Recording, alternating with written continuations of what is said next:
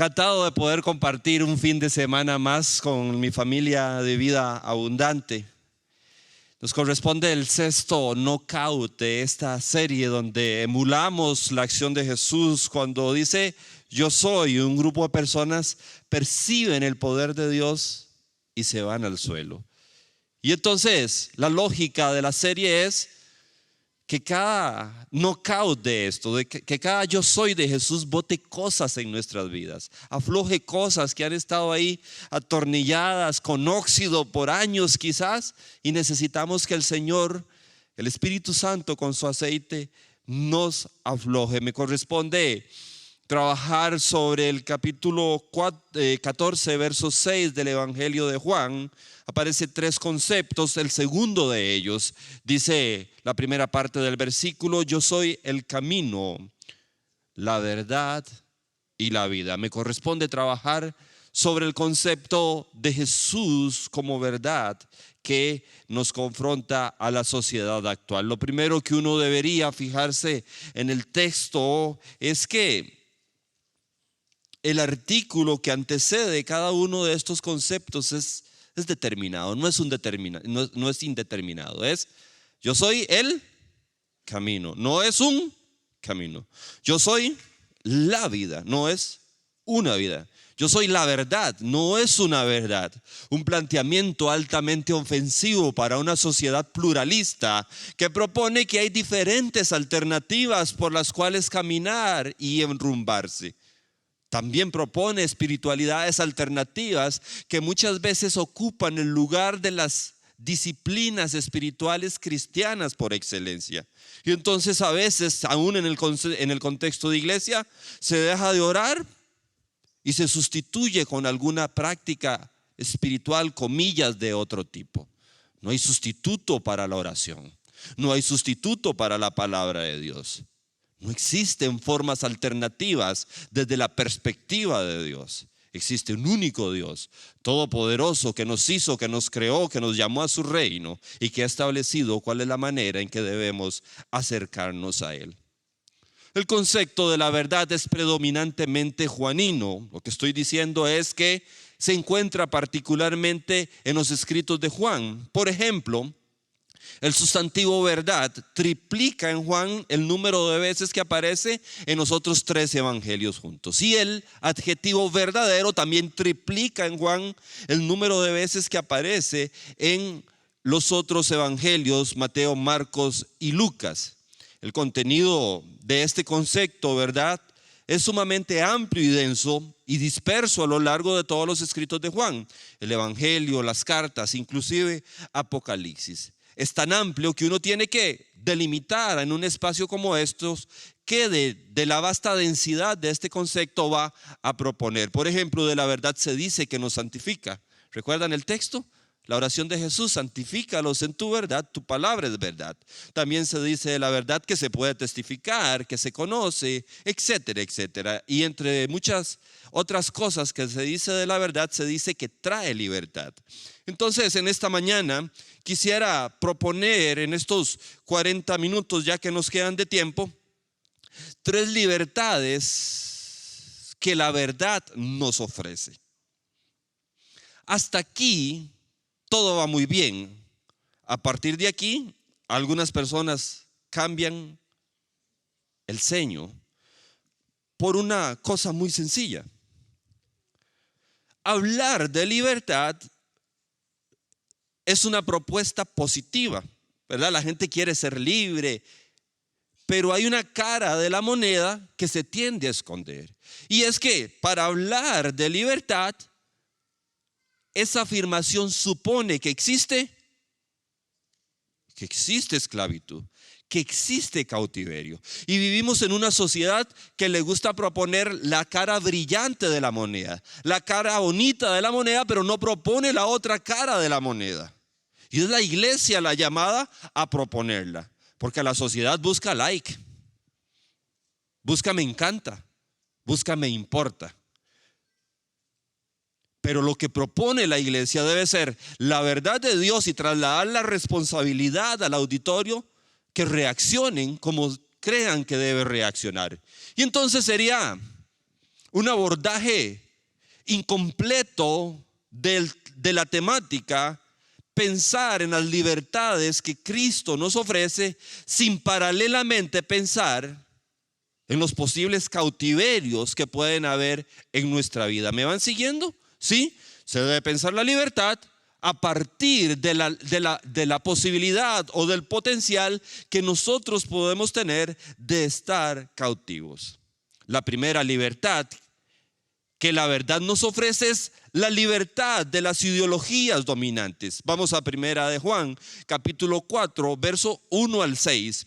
En todo el libro, toda la carta, pero principalmente en este pasaje, Juan está suponiendo un dualismo, que existe un espíritu de la verdad y que existe un espíritu del engaño. O sea, que hay verdad y que hay mentira. Juan está combatiendo aquí en Primera de Juan 4:1 una ideología contemporánea a su tiempo que es el gnosticismo. Juan está combatiendo el gnosticismo y la propuesta en esta mañana es que los consejos de Juan para combatir el gnosticismo, que el modelo de Juan para combatir el gnosticismo nos sirva de modelo a nosotros para que nosotros podamos evaluar y enfrentar nuestras ideologías modernas. Entonces, en esa lógica quisiera plantear que debemos leer el pasaje o abordar el pasaje un poco diferente a como normalmente lo haríamos. Y voy a pedirle a las personas de producción que me puedan poner el pasaje en pantalla.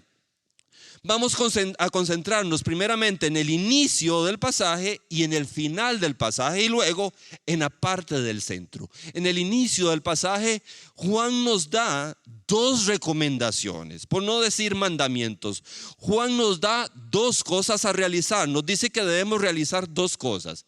En primer lugar dice, no crean a cualquier espíritu, entiéndase, doctrina, filosofía, ideología, pensamiento. No crean a cualquier ideología, a cualquier pensamiento, a cualquier doctrina, a cualquier filosofía. En versión ultra popular, no nos vayamos pollos.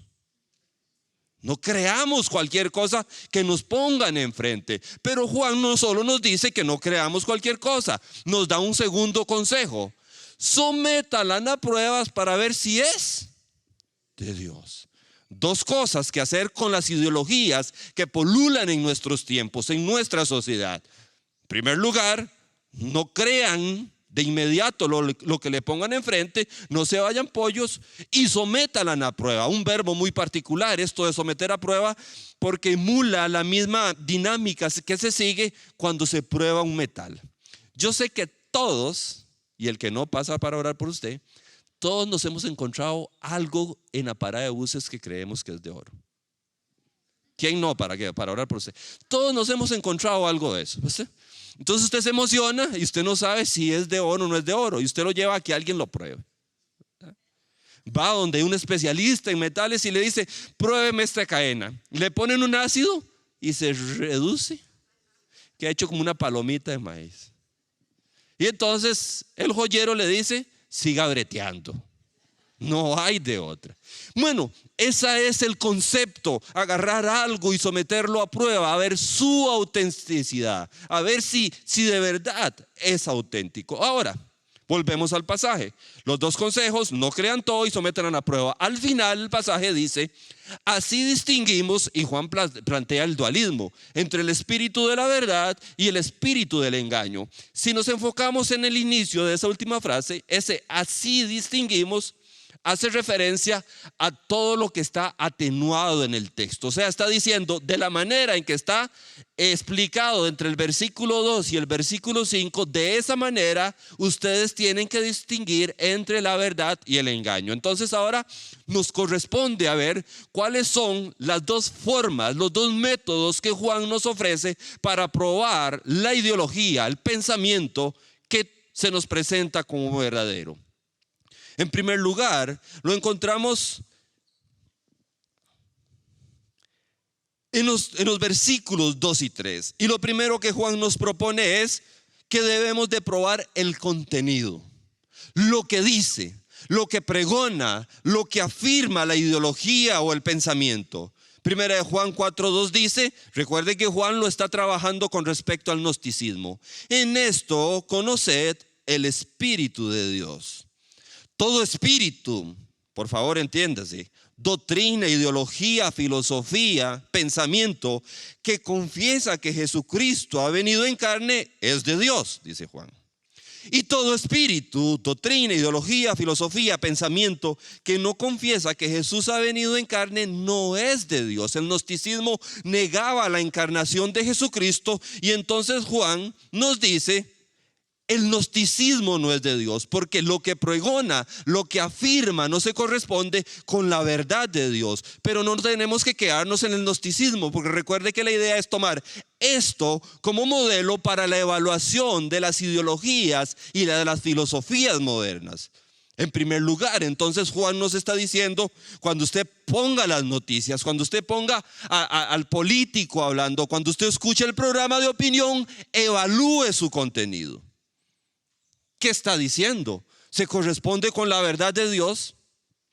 Pero Juan no solo nos manda a seguir la prueba del contenido, sino que nos ofrece otra prueba.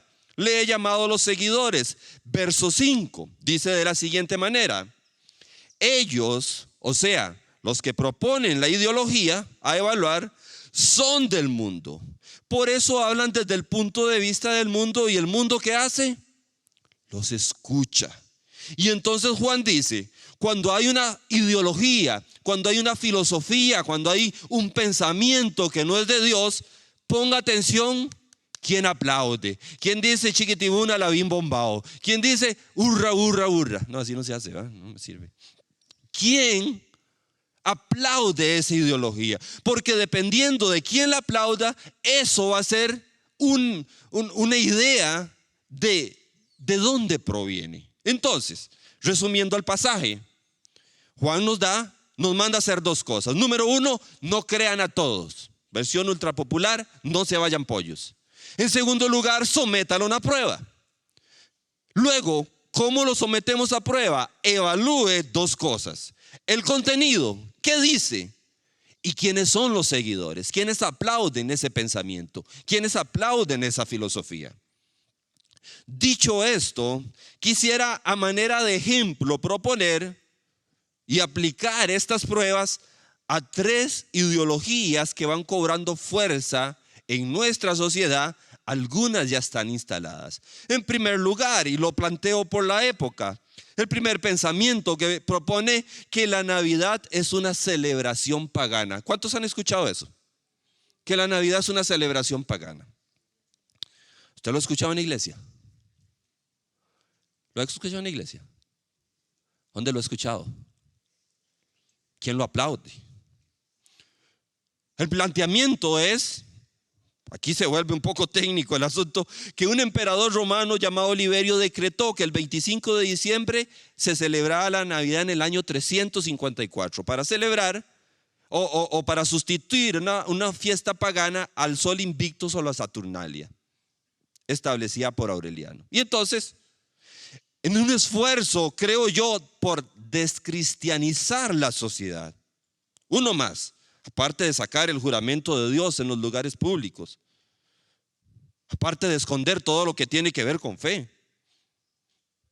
aparte de decir, te damos espacio en la radio y en la televisión, pero cuidado, dice algo de Dios, porque no nos conviene. Aparte de todo eso, nos dicen, no celebren la Navidad. ¿Sabe qué? No podría afirmar que Jesús nació un 25 de diciembre, porque la evidencia no es concluyente. Pero sí podría afirmar que hay suficiente evidencia para que sea perfectamente plausible, posible que Jesús haya nacido en diciembre. Recientemente, hace unos 70 años, se descubrieron unos rollos en el Mar Muerto de Qumran. Quizás usted escucha ahí. El libro de los jubileos ahí contiene lo que es el rol que seguían los sacerdotes en el servicio al templo. Profesores de la Universidad Hebrea de Jerusalén, señalo uno, Shemerhau Talmón, así se llama, no es culpa de él. A partir de estos descubrimientos, él se dedica al diálogo interreligioso. entró a analizar el texto de Lucas, el relato de Lucas capítulo 1, donde en el versículo 5 dice, acerca del nacimiento de Juan el Bautista, dice: en los días de Herodes, rey de Judea, un sacerdote llamado Zacarías, de la clase de Abías. Y esa parte que está ahí en amarillo es la que él toma. Y él se da cuenta que Juan el Bautista nació en una semana particular, en la semana en que Zacarías, su papá, que pertenecía a la clase de Abías, estaba sirviendo en el templo. Es una semana. La explicación es como para Apolos. Aparece en Primera de Crónicas 24. Habían una línea sacerdotal. Eran 12 órdenes sacerdotales que servían 2 veces al año en el templo, una semana y luego más adelante otra semana. En general, 24 espacios de servicio. Él se da cuenta, este profesor de la Universidad de Jerusalén, que la clase de Abías, el segundo turno que le correspondía servir, caía en los últimos 10 días de septiembre. La fecha en que históricamente la iglesia, la cristiandad, había celebrado la concepción de Juan el Bautista. En el mismo libro de Lucas capítulo 1 verso 26 dice que al 6º mes, 6 meses después de que Juan el Bautista nació, el ángel apareció a María para anunciar el nacimiento de Jesús. O sea, de septiembre a marzo. Y que el nacimiento de Jesús, anunciado en marzo, siendo un embarazo normal de 9 meses, tendría como fecha de nacimiento de Jesús el mes de diciembre. Pero no solo eso. El planteamiento de la sociedad es que en una fecha X un emperador estableció la Navidad como fecha oficial del nacimiento de Cristo. Pero resulta que siglos antes de eso hay registros en la historia de la iglesia de que los cristianos celebraban la Navidad el 25 de diciembre. Ahí se los dejo para que los googlee. Hipólito de Roma, su comentario al libro de Daniel 23:3, más de un siglo antes de que supuestamente se estableció la Navidad, Hipólito de Roma escribió en su comentario a Daniel 23:3, solo en inglés lo he encontrado, ¿verdad? Entonces, ahí Bernie nos ayuda a interpretar si no lo masticamos muy bien. Dice que Jesús había nacido el 25 de diciembre. Por esas mismas fechas, un historiador, Sexto Julio África, también menciona en el año 221 que Jesús había nacido el 25 de diciembre. Y casi 50 años antes de que supuestamente la Navidad fue oficializada por el emperador romano, está la historia de un martirio. Usted lo puede googlear. Se le llaman los mártires de Nicodemia. Así se llama, los mártires de Nicodemia. Y es el relato de un grupo de mártires que fueron asesinados mientras celebraban su reunión cristiana. ¿Adivinen qué fecha? La fecha de Navidad. Hemos decidido, perdón que te incluya, hemos decidido como familia celebrar la Navidad. Porque la sociedad cada vez se vuelve más descristianizada. Y nosotros creemos que celebramos más que una fecha, un evento lleno de significado, lleno de simbolismo. Y tratamos de explicarle a nuestro hijo cuáles son los detalles. Tratar de sacarle, eso es misión imposible, de la mente que se trata de regalos. Sino que cuando vemos un árbol allá que tiene luces, tratamos de señalar que esa luz nos recuerda que un día la luz del mundo vino a esta tierra, como lo dice el Evangelio de Juan. Y tratamos de volver a hacer esfuerzos intencionados por recristianizar, si es que se le puede llamar así, aquellas cosas que la sociedad quiere descristianizar. Otro pensamiento: todo es relativo. ¿Usted lo ha escuchado? Todo es relativo.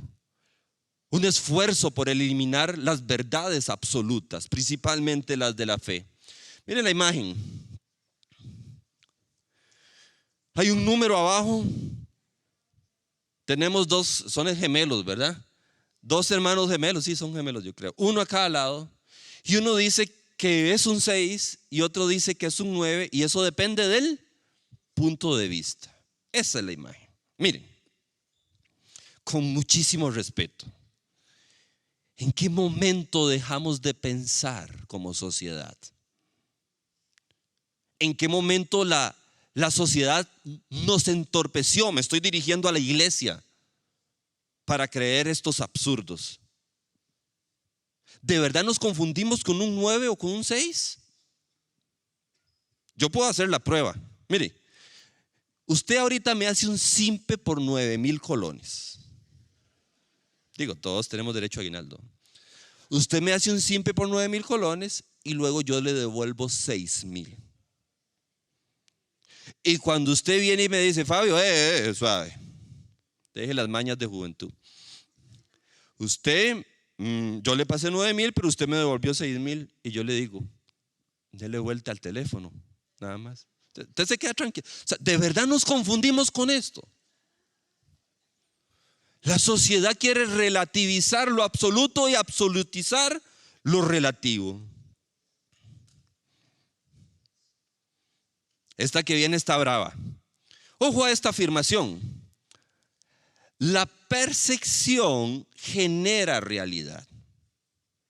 O sea, la sociedad propone que si yo esa pantalla roja la veo verde,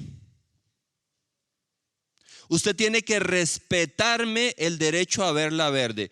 Pero no solo eso, usted está obligado en coro a repetir conmigo que esa pantalla es verde. ¿De verdad esto es progresismo?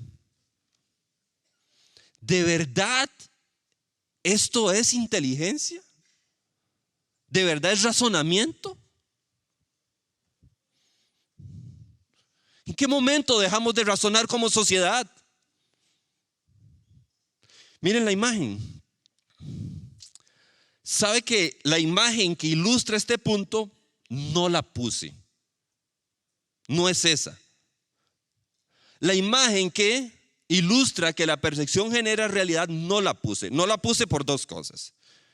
Porque la iglesia, ustedes son lo suficientemente inteligentes para saber a qué me estoy refiriendo sin que yo ponga la imagen. Y lo segundo, porque esa imagen es una imagen de protesta. O sea que cuando la puse estaba berrinchoso. ¿Qué me hicieron la mesa? La quitaron. Porque la sociedad dice, si usted no dice que esa pantalla es verde, cállese. Diga que es verde para escucharle. ¿Sabe que Jesús le reclamaba lo mismo a los judíos de su época? Les decían, ustedes dicen que están de parte de la verdad, pero cuando yo les digo la verdad, ustedes quieren matarme. ¿Sabe qué diría mi mamá? ¿En qué quedamos, chavalo? O sea, ustedes dicen que están de parte de la verdad, pero cuando yo les digo la verdad, quieren matarme. Si yo hubiera colocado la imagen que corresponde, estarían explotadas las redes sociales, ¿verdad? Que eso es discriminatorio, que eso es aquí, que esto es allá, que eso es intolerancia, que por aquí, que por allá. Mire, les voy a sumar algunas cosas ahí de malicia indígena. Los medios de comunicación nos presentan activistas como expertos. Nos dicen, este es el experto X. Su criterio no es técnico, es político, es ideológico. Pero no pueden presentarlo como activista, tienen que presentarlo como experto. Y de tanto decirnos que fulanito es experto, nosotros terminamos creyendo que es experto, cuando no es experto. Revíselo, revise sus redes sociales. Una bonita práctica entretenida. Métase al Facebook, métase al Instagram, revise y se dará cuenta lo que postea. Y se dará cuenta que hay una agenda después de, comillas, ese supuesto expertise, una agenda ideológica, política, que no es técnica. Que al principio nos parece absurda y después terminamos poco a poco comprando. ¿Sabe qué más? ¿Sabe qué más? Nos van a vender como verdades absolutas una serie de conclusiones especulativas. Cosas de las que hay esto de evidencia y esto de literatura. Y no es lo mismo literatura que evidencia. Sobre algo se pueden escribir 1000 libros, pero la evidencia puede ser así. De una cosita así reconstruyen una teoría que venden como verdad absoluta. Lo peor es que podemos terminar comprándolas. Saben que los buscadores y los libros de texto van a tender a privilegiar las ideas que están de acuerdo con el paradigma dominante en la sociedad. Entonces no creamos que muchos de los libros que usamos en las escuelas, en los colegios, en las universidades, son totalmente objetivos. Porque si alguien propone algo que se sale del paradigma dominante, aquí tengo universitarias, no, colegialas, que hace rato están así. Si alguien propone algo que se sale del paradigma dominante de la sociedad, le dice: usted no califica para aparecer aquí, usted tiene que, como nuestra banda, tocar todos a un solo ritmo. Porque si usted tiene un pensamiento disidente, aunque sea la verdad, no puede decirla. En algún momento me preguntaba si valía la pena meterse en la bronca de presentar este tema. Y estando ahí, me viene a la mente el pasaje que después encontré en la Biblia, pero uno lo guarda en mente, que la iglesia es columna. Si usted es pandereta como yo, se sabe lo que sigue: columna y baluarte de la verdad. Y entonces yo decía, bueno, si la sociedad tiende a esconder la cara que no les conviene, si la sociedad presenta evidencia selectiva que apoyan paradigmas dominantes, ¿quién es la llamada a plantear los temas como son? La palabra está muy manoseada, espero que no se me malinterprete, pero la iglesia es la voz profética de Dios, es la voz de Dios en medio de la sociedad, y tiene que plantear la verdad como nos recomienda nuestro Paz, con valentía, con sabiduría, pero tiene que plantearla, porque si la iglesia no es valiente, nadie lo va a hacer. Porque si la iglesia calla, la sociedad cada vez más se va a ir degenerando, y con la sociedad, la iglesia, porque muchas de las ideas que se plantean allá terminan apoderándose de la iglesia. La segunda libertad que la verdad nos ofrece es la libertad del pecado.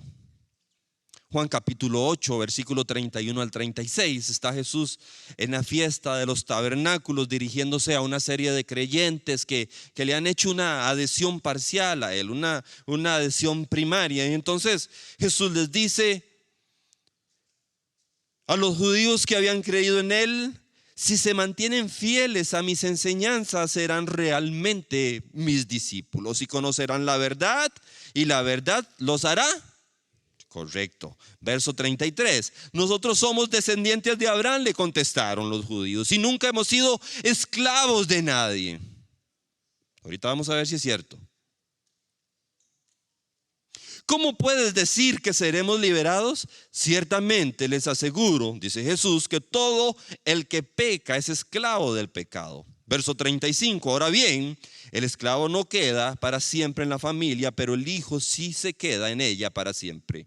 Así que si el hijo los libera, serán ustedes verdaderamente libres. 4 pensamientos sobre este pasaje. En primer lugar, hay esclavitudes que son imperceptibles o ignoradas. ¿Sabe qué dicen los judíos que interactúan con Jesús? Nosotros somos descendientes de Abraham y nunca hemos sido esclavos de nadie. ¿En serio? ¿Conoce usted la historia? Por ahí anda Rafita que se la sabe así. Habían sido esclavos en Egipto, habían sido esclavos en Babilonia, habían sido esclavos de Persia. La libertad que tenían era relativa porque estaban bajo el dominio del imperio romano. Pero no estaban dispuestos a aceptar que eran esclavos. Primera de Juan capítulo 1 verso 8 dice lo siguiente: si afirmamos que no tenemos pecado, nos engañamos a nosotros mismos. ¿A quién? ¿A Dios? ¿Al vecino? ¿A quién? Y no tenemos la verdad. Y es que la negación se vuelve un obstáculo para la libertad. Negar nuestras faltas es dispararse en el pie. ¿Y sabe cómo argumentaban los judíos su afirmación de que no eran esclavos de nadie? Por filiación religiosa.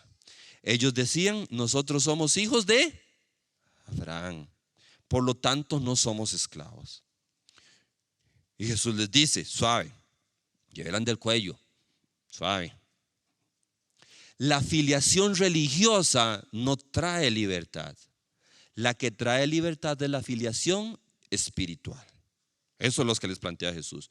La filiación religiosa no trae libertad. La que trae libertad es la filiación espiritual. Y Jesús les dice, vea qué curioso, como decía aquel político, recuerdan, de hace muchos años. Les decía Jesús: miren, ustedes y yo somos hijos de Abraham todos, la misma filiación religiosa. Pero yo escucho la voz de mi Padre y hago lo que Él me dice. Mientras ustedes, y Jesús dice algo que si no lo dijera la Biblia, yo no lo digo porque me esperan a la salida. Yo soy igual hijo de Abraham, pero yo escucho la voz de mi Padre y hago lo que Él dice. Ustedes sí son descendientes de Abraham, pero ustedes son hijos de ustedes lo dijeron, del diablo. Misma filiación religiosa, diferente filiación espiritual. Y como tengo un chiquillo de 11 años y somos una iglesia de familia, quiero dirigirme a los padres, a los abuelos, a las tías, tíos, a veces toca a los vecinos. Usted sabe que es diferente una herencia religiosa que una herencia espiritual, completamente diferente. Que es diferente enseñarle a los hijos a venir a la iglesia, lo cual está bien, que sembrar una relación fresca con Jesús, que ellos puedan conocerle personalmente y que un día digan: yo soy cristiano, sí, en parte porque me llevan a la iglesia, pero yo soy cristiano porque Jesús hizo habitación en mí, porque yo le conozco personalmente, porque Él me habla personalmente, porque yo escucho su voz y quiero ser un discípulo de Él. Otro pensamiento acerca del pasaje: hay libertades que son falsas. Dice Jesús: así que si el Hijo los libera, ustedes serán verdaderamente libres. Significa que existe la posibilidad de ser falsamente libres. Hay libertades que son reales y hay libertades que son falsas. Empiezo a dar mis primeros pasos en el Evangelio. Estoy hablando de hace 29, 30 años más o menos. Y entonces donde trabajaba, chama roco, ¿verdad? Ya breteaba, ¿sí? Donde yo trabajaba, un grupo de amigos los viernes se iban por ahí no íbamos a misa, ¿verdad? No íbamos ahí a darnos una vueltita los viernes. Y entonces llega la tarde del viernes, ya ellos saben que yo me estoy involucrando con la iglesia y me dicen: Fabio, ¿qué? ¿Dónde vamos a ir hoy? Yo me quedo callado y otro por allá dice: ya sé, es que en la iglesia no lo dejan salir los viernes. Así me decían. Y yo que estaba con ese primer amor de Jesús en mi corazón, yo decía: estoy experimentando la verdadera libertad. Porque el llevarse a dejar por la masa, por el grupo, para hacer lo que no agrada a Dios, es una libertad falsa. Dura hasta la medianoche y al día siguiente se acabó todo. Era irreal, era imaginario, era ficticio, era de mentira. Pero la libertad que Jesús nos da es para siempre. Yo estoy ahí ese viernes diciendo: ahora soy libre para decir no a lo que no agrada a Dios y para decir sí a lo que agrada a Dios. Porque si el Hijo nos libertare, seremos verdaderamente libres. Ayer aplaudieron en este punto.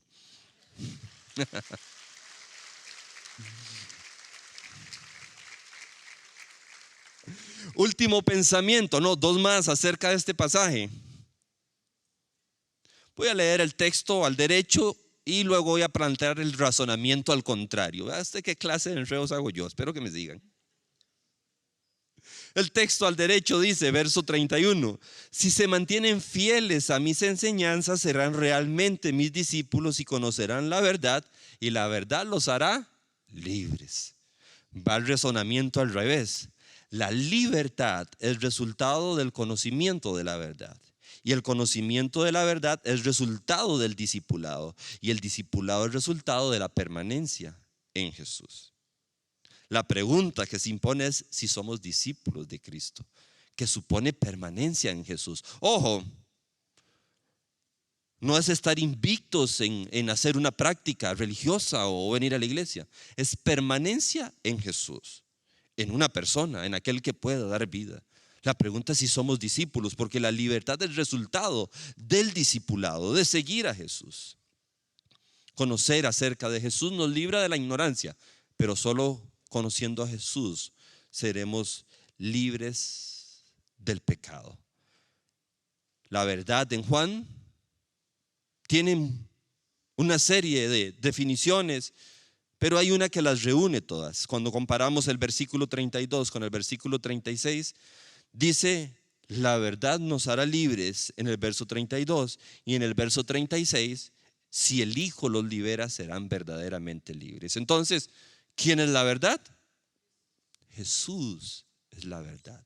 No es un concepto abstracto, no es solamente una serie de ideas, de filosofías o de religión. No se trata de cambiar de filosofía, se trata de cambiar de Señor. De decir, antes obedecía a quien no tenía que obedecer, pero ahora quiero obedecer al quien se debe obedecer. Antes me mandaba solo. Usted sabe, ojalá que se entienda, usted sabe que libertad no es autonomía. Autonomía es ser esclavo de uno mismo. Libertad es ofrecer nuestra vida a Jesús para que Él pueda gobernar en nosotros. La última libertad que la verdad nos ofrece, de las que planteo, hay varias más en esta mañana, es libertad de la soledad. Le decía a la iglesia de ayer y de la mañana que creo que el Señor me dirigía para dejarla de último, aunque quizás lógicamente iban antes, y les voy a decir por qué las dejo de último. Más bien se los digo en un ratito, mejor leo el pasaje primero. Está Jesús en su discurso de despedida. Los primeros 12 capítulos de Juan son bien chéveres, bien chivas, ¿verdad? Está Jesús, discurso, milagro, ciego sanado, multiplicación de panes y peces, Lázaro resucitado. Todo está súper bien, pero en el capítulo 12 o 13 hay un punto de inflexión en el evangelio y Jesús empieza a decirle a sus discípulos que llegó la hora para que Él se vaya. Los discípulos están tristes, están angustiados. Y entonces en el capítulo 14, versos 16, 17 y 18 dice Jesús a sus discípulos: yo le pediré al Padre y Él les dará otro consolador para que los acompañe siempre. ¿Para qué? Para que los acompañe siempre. Ojo, el Espíritu de verdad. El Espíritu de verdad, a quien el mundo no puede aceptar porque no lo ve ni lo conoce, pero ustedes sí lo conocen porque vive con ustedes y estará en ustedes. No los voy a dejar huérfanos, por favor note el énfasis, sino que volveré a ustedes.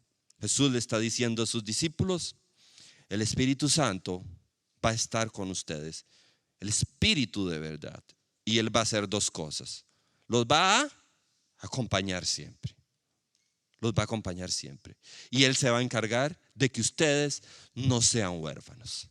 Una pregunta para que usted se conteste a sí mismo: ¿se ha sentido solo o sola alguna vez? Ojo, no estoy hablando de carecer de gente alrededor. Uno podría tener gente alrededor y estar solo y estar sola.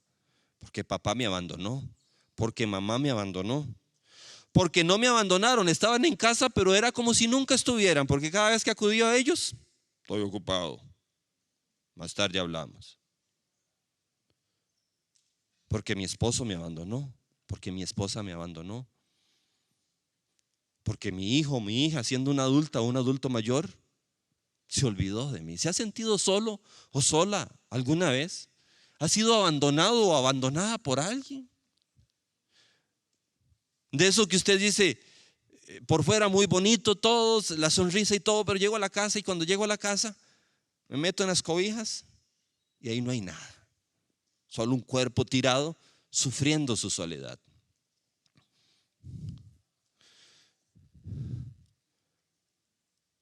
Este punto lo dejo de último porque a veces el trabajar con la libertad del pecado supone trabajar con la libertad de la soledad. Y les voy a decir por qué. Porque muchas personas a partir de su soledad terminan involucrándose en conductas y en hábitos inadecuados. Entonces se involucran en drogas, se involucran en alcohol, en redes sociales, en el juego descontrolado. Muchos otros entran en relaciones tóxicas e inclusive podrían llegar a desordenar su sexualidad, su vida sexual, porque se sienten solos o solas. Esta muchacha brasileña dice: en un momento de mi vida y de mi juventud me empiezo a dedicar a la prostitución. Y ella dice: lo empiezo a hacer por dinero, para ganar dinero fácil. Pero llegó un momento en que me acostaba con uno y otro hombre de gratis, porque me sentía solo. Lo que quería era sentirme acompañada. El abordaje de la libertad del pecado muchas veces pasa por el abordar la soledad de alguien. Y Jesús es experto en entender nuestra soledad. En el capítulo 4 de Juan se produce una conversación. Está Jesús con la mujer samaritana ahí y están hablando un poco de teología, un poco de otras cosas y todo. Y entonces Jesús le dice a la mujer samaritana: mi chiquita, ¿usted me puede llamar a su marido? Y ella como que se cambia de posición, se pone un poco incómoda y dice: no tengo. Pensaba que se iba a bailar a Jesús. Y Jesús le dice: en esto has dicho verdad. No tienes marido y has tenido 5. Y el que tienes ahora no es tu marido. Pero ¿sabe qué me llama la atención del pasaje? El diagnóstico de Jesús. ¿Sabe qué es lo que pasa, mijita? Usted lo que tiene es sed. Usted lo que tiene es sed. Esos 5 maridos es porque tiene sed. Esas ganas de jugar descontroladamente es por sed. Esa adicción a esa conducta es por sed. Y le dije: Jesús, pero te tengo una buena noticia. Aquí está el que puede darte agua que salta para vida eterna. Si tú tomas de este agua, nunca más volverás a tener sed, porque el agua que yo ofrezco no es lo que te ofrecen las demás cosas, y quien toma de mí es verdaderamente libre. Ese es el Cristo que nos liberta. Ese es el Cristo de la gloria, el Cristo que entiende nuestras soledades. Él va a estar con nosotros, iglesia. El Espíritu de verdad, para que no estemos solos, para que no estemos huérfanos. Se lo digo a mi hijo de 11 años. Yo le digo: Matías, vea, usted tiene 2 papás. Uno con minúscula, ¿verdad? El chavalo que está en la pantalla. Ese es su papá con minúscula. Pero nunca olvide esto: usted tiene un papá con mayúscula. El papá con minúscula no siempre te entiende, no siempre reacciona adecuadamente, a veces lo hace torpemente. A veces cuando más lo ocupa te va a salir con que está ocupado. Y a veces, aunque esté desocupado, no encuentra las palabras idóneas. Ese papá con minúscula tratará de hacer lo mejor que pueda. Pero tienes un papá con mayúscula que no te va a decir que está ocupado, sino que está siempre disponible. Que antes de que tú le digas, ya Él va a saber lo que hay en tu corazón. Que antes de que tú hagas, ya Él va a entender si hay soledad en tu corazón. Ese papá con mayúscula, el Espíritu de verdad, está aquí para que no seamos huérfanos, para estar con nosotros, para que cuando enfrentemos la circunstancia difícil, Él pueda venir a echarnos una mano, porque ese es Dios. Cuando haya necesidad de alimento, Él, si es necesario, va a traer pan del cielo y lo va a hacer caer para suplir nuestras necesidades. Porque si hay una mujer con 5 maridos que está con sed, Él, cuando va de Galilea para Jerusalén, va a preferir cambiar de rumbo para pasar donde está aquella mujer que le necesita. No puedo ni pensar en cuántas veces nuestro Señor ha cambiado el camino para pasar por donde nosotros necesitábamos que pasar. Ese es el Rey de Gloria. Pilato, aquí termino, se enfrentó con una situación a la que todos nosotros nos enfrentamos. Está en el capítulo 18 del Evangelio de Juan, capítulo 18, versos 37 y 38. Yo para esto nací, le dice Jesús a Pilato, y para esto vine al mundo, para dar testimonio de la verdad. Y Jesús dice algo muy revelador: todo aquel que está de parte de la verdad, escucha mi voz. Pilatos da el primer paso, pero se queda ahí. Hace una primera pregunta que puede ser generadora de un cambio en su vida. ¿Y qué es la verdad? El problema de Pilato es que no espera la respuesta, sino que se va e ignora la verdad. La pregunta que debemos hacernos en esta mañana, ya que Jesús está aquí, ya que el Espíritu de la verdad está aquí, ¿qué hacemos con Él? ¿Lo ignoramos? ¿Le damos la espalda? ¿Lo dejamos a medio camino?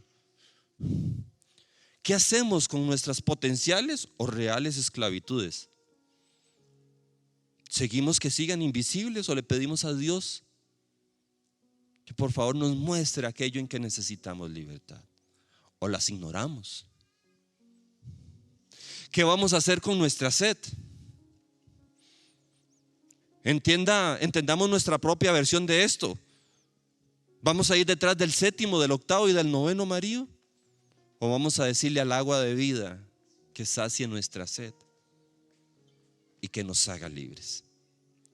Quisiera tomar un momento para orar, para que Dios traiga libertad a nuestras vidas. Y luego vamos a terminar con los chicos y con la banda celebrando la libertad de Cristo. Porque Cristo, el Rey de Gloria, del cual celebramos que vino a esta tierra, es el que nos puede dar el agua que sacia nuestra sed y que nos puede transformar para siempre. Señor,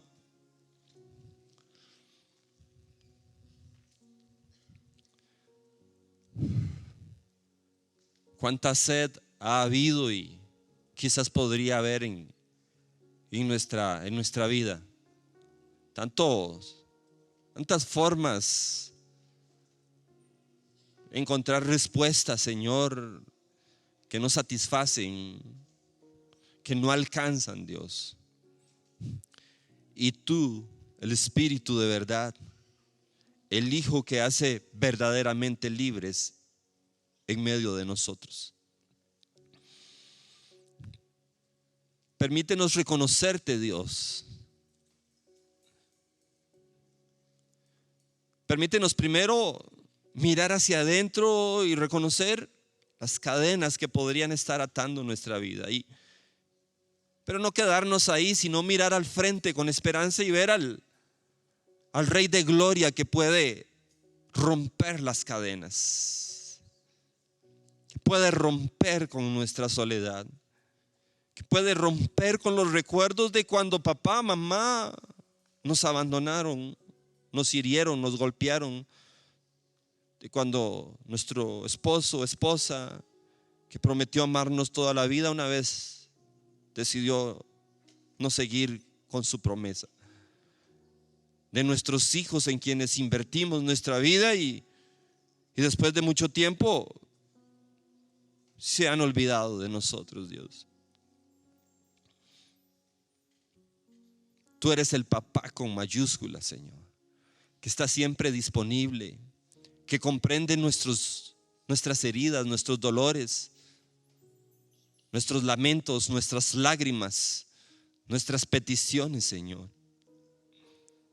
Aquel que está dispuesto a cambiar de rumbo y de camino para pasar por donde nosotros estamos y recogernos.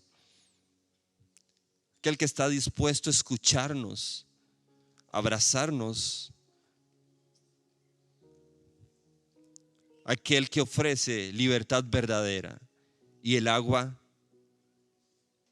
que nunca más permitirá que tengamos sed, Señor. Libera nuestros pensamientos, nuestras vidas. Libéranos de las ideologías dominantes, del pecado, de la soledad, Señor. Y permítenos experimentar en nosotros, Dios, tu libertad. La libertad verdadera, Señor, que ningún ser humano y que nadie más puede darnos, Señor. Nos ponemos en tus manos, Espíritu Santo, y rogamos que tú seas en esta mañana nuestro consolador, nuestro papá con mayúscula, que nos entiende y que nos cobija y que responde de acuerdo a nuestra necesidad. En el nombre de Jesús, amén y amén. Póngase de pie, por favor. Vamos a celebrar juntos esa libertad que tenemos en Él.